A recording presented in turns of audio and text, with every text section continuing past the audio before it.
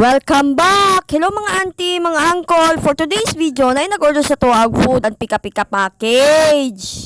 Nasairan man siguro ninyo nga dugay kay ko naka-vlog kay nag-asikaso man ko sa ko ang filing. Enrollment akong ginamin ha, dili ko mudagan og kagawad.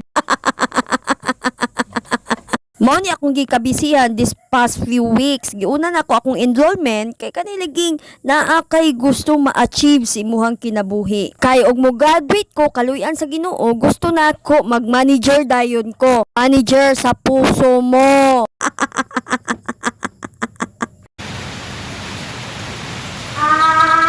Maihawas ka mo kanina mo? Ha? Mukhaon mo makukandeng?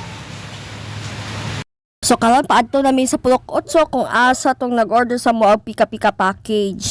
By the way, no, ilahang gi-order is worth 3,000 pesos. Di gyud ninyo ikamahay inyong gi-order sa mo kay mura na affordable pa. Ayaw sa mo pamayad sa inyong mga utang, handay sa na inyong anak.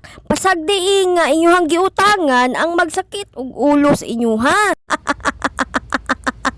Matingala na lang ko ani na mo adto ani sa kuang balay maingon nga lot.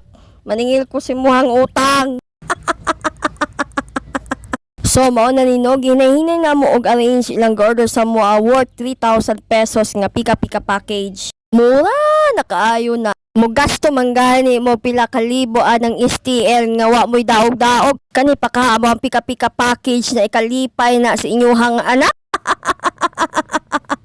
For more inquiries, please visit Emox Bulkachoy, Bulaluan and Catering Services. Ayaw ko nyo taga-iglaban ha, pang-order na mo.